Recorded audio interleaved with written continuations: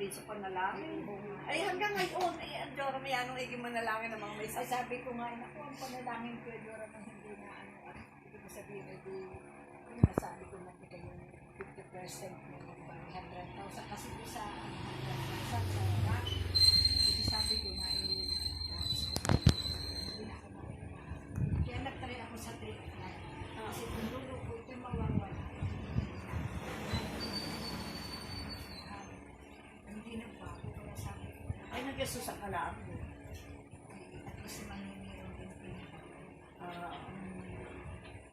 Mayroon din pinagbago. At saka talagang ngayon, ang tao ay hanap at hanap ng lunas. Sabi ko, hindi nga, maituloy ko yung 48,000 ay nung hapon bumalik si Babe. Kasama naman yung pamangkin ko. At kahit ito naigit natin si Pabe. Oo nga, 30 pounds. Ay di nung ano, tinuruan pati sa PCSO. Okay, pagdating ng hapon, 48,000, wala na kami babayaran sa hospital bill. Ang wala nakakatuwa. Tapos ay sa PCSO ang nakuha ang 6,000. Kaya lang, hindi na rin namin nagamit kasi saktong 48,000 yung sa hospital. Oo. Ay bayad na. Hindi nakakatuwa nila.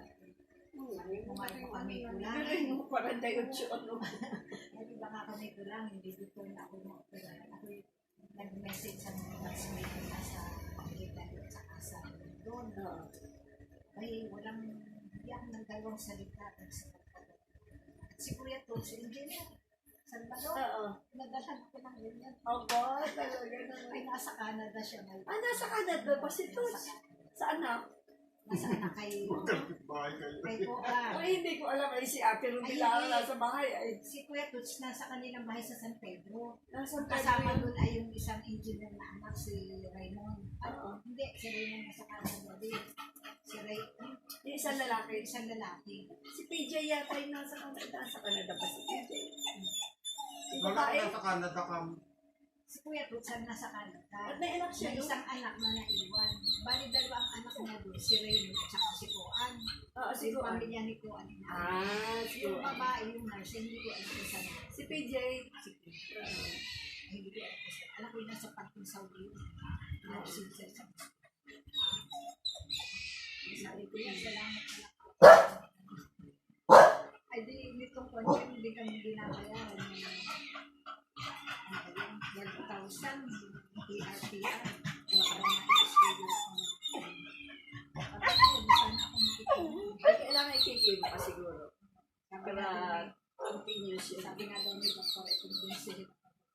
Kimo. Sabi naman ni Dr. Jorge, ay baka ito ay low dose lang bigay sa iyo. Oo. Edad na, at saka isa pa hindi. Hindi naman ganun ka. Yung palang po, yung mula doon sa kilikili hanggang dito, ay walang negative or malignance.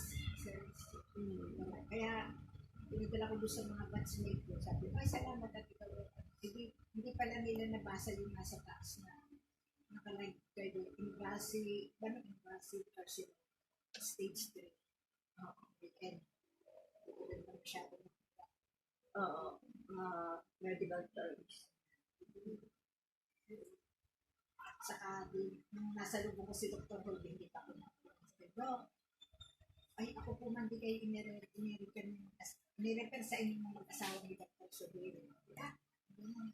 Ako po ay may Google baby. Ay, parang ay, sabi ko, ito may dala rin yung mga laboratory. Pati yun, doon sa Unihealth yun. Siya pala yung medical director. Si Holden? Dr. Holden. Rinaldo. Ay, bukas ay may pumunta ka sa akin sa Stockholder doktor. din sila doktor doon. Stockholder din sila doon. Sino doktor? Sa Unihealth. Bakit ko si Marlo ay... Marlo ba yun? Anak? Marlon? Nakakuha din yata ng stocks. 200,000 yata. Sa ano din, sa MMD din sila. Ay, MMG talaga yun ay nagsimula ay mga doctors ang Pinatay sila Kinuha ang 30,000 yata. oo, ng stocks. Si Babe nga ay pag ano mga sasabi niya. Oo, mas may ganun. Yung mga benefits pati yun. May nasa 20 din na discount. Amo pa ni Dr. Hogan, Aba, Yung kanyang anak, ano yung sergeant. Parang ito sinasanay niya. oo, Hindi parang siya lang yung nag-a-assist, pero siya ang talagang attendant. oo, So, ay di sa anesthesiologist, dapat ay 20, 15 na lang. oo. Ito sa anak ni Dr. Horgen, dapat din ay 20, ay 15 na. Pag-gire mong blessing Ay iyon. Dr. Horgen ay sa halip na 50, ay 30. Oo. Yeah, ay mga Kaya biyahe. pasasalamat ko kay Dr. sa mga sabi. Kami instrumento lamang sa lahat. Ang Panginoon, no? Tama yun. Siyempre, kailangan ko din yung isa na kaya hindi sila. Oo naman. Hindi ako Oo. Sila yung instrumental Diyos. Kaya talaga. Ay, nagiging dalo yan. sabi ko, yung panalangin ko doon. Sabi, lagi ko na tinatanong. Sabi ko, ay 50%. Oo. Hindi ako kailangan alisin. Oo. Na, lumiit naman, pastor. Mas maigi nang naalis. Oo, lumiit naman. Kaso mo, ay hindi talaga yung as in siya lumiit na lumiit. Mabuti si Charmaine, message. Oo. Ay, kinemo muna siya bago inoperahan. Lumiit si Bukol. Dahil kakikimo. Pero, ando pa rin yung Bukol. Ngayon natin, radiation. Radiation ay 1 month ay. Okay, sir. 1 month. Kailangan talaga i-opera. Dami ko si Ates. Yun lang. Yun ay opera. Ay, di, okay na siya. Ay, sige. Ay, hindi pa kaya na. Huwag ka na tumindig ha. Paki-open na yung prayer, ate.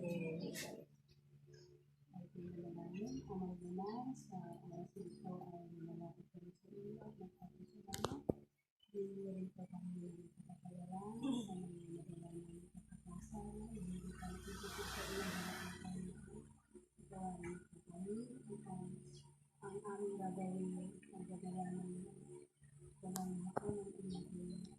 pagkakatawa sa inyong pangalaman. Ang kailangan ilalapit ang bakit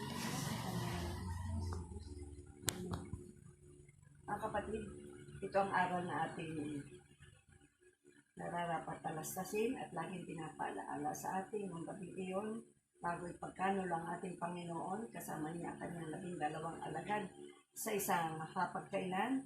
Ang Panginoon ay dumampot ng tinapay. Ito ay kanyang itinaas, pinagpasalamat sa Diyos. Matapos iyon, pinagpira-piraso niya ito at kanyang sinabi, ito ang aking katawan na inihahandog ko sa inyo.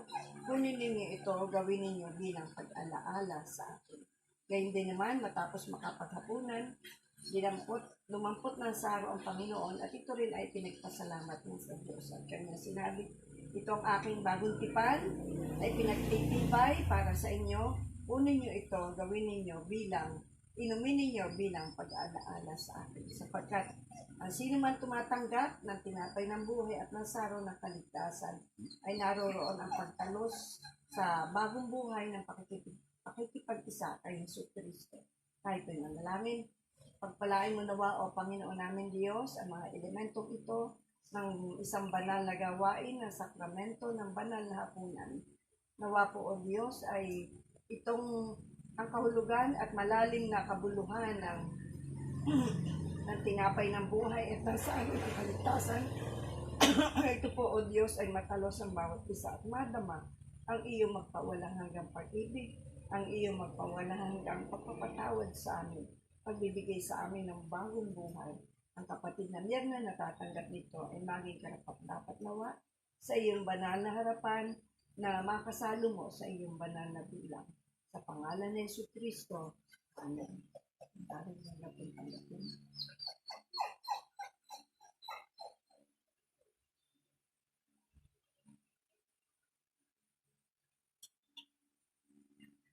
Ay, manalangin. O dakilang Diyos, Ama naming banal na sumasalangit, maraming salamat po sa mabuting pagkakataong pinagkaloob mo sa bawat isa sa amin ng ngayon ay kami naririto sa tahanan at sambahayan ng kapatid na Mirna. Pinagpapasalamat namin o Panginoon namin Diyos ang iyong makapangyarihan, mapagpala at mahimalang pagkilos sa kanyang buhay at sa kanyang buong pamilya.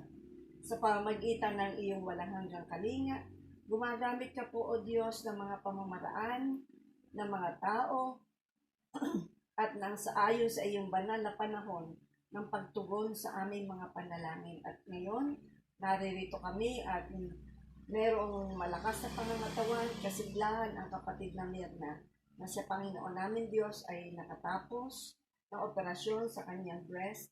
Salamat po sa mga manggagamot, mga nangalaga, mga nagmahal, pumalibot sa kanya, na sila ay naging daluyan ng iyong pagpapala at kagalingan para sa kapatid na Mirna.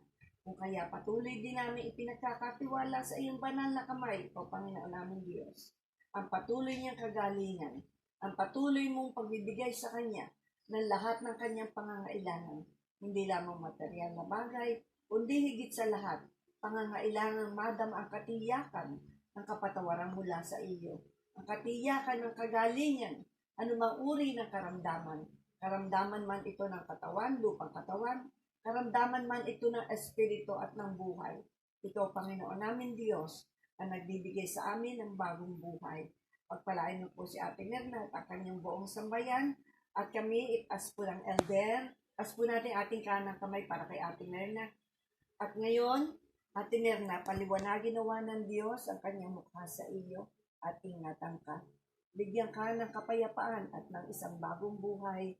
Paliwanagin nawa ng Diyos ang kanyang pag-ibig sa iyo. Madama mo ito sa pangalan ng Ama, ng Anak at ng Espiritong Banal, ngayon at magpakailan, kailan pa man.